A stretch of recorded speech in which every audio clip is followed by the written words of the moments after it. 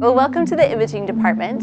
Kind of the first step of the content department is actually in acquisitions. We like to call those guys the Indiana Jones of Ancestry because what they do is they really go out and scour the world looking for collections that our competitors don't have or collections that are going to be really valuable to our subscribers. Everything from National Archives to state archives.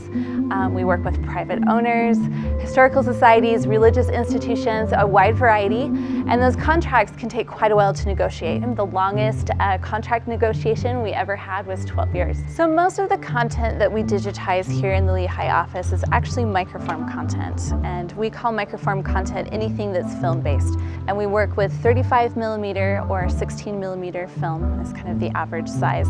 On this roll of film, we can see anywhere from, probably on average about 600 images to upwards of 5,000 plus images. So this is our planetary scanning. This is how we capture original documents. So it's really reserved for bound books. These are actually the same setups that we use out remotely in the field as well, because they're easy to pack up and ship, and they don't require a lot of room for us to go into an archive to work. So after we digitize the content, the next step is for us to do an edit and a quality control on the images that we've just produced.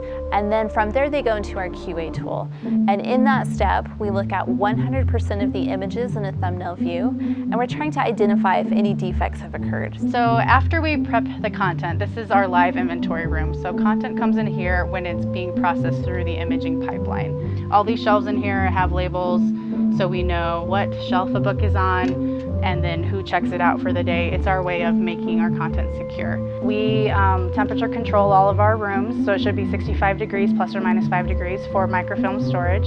We're not allowed to have food at our desks or gum or anything like that would damage the content. On average, we're producing upwards of 300 million images a year. And that includes everything that's digitized, whether that's film or paper content, as well as images that go through our QA/QC process, or they could be digital collections that we've purchased from other archives that we're putting those images through and preparing for the site.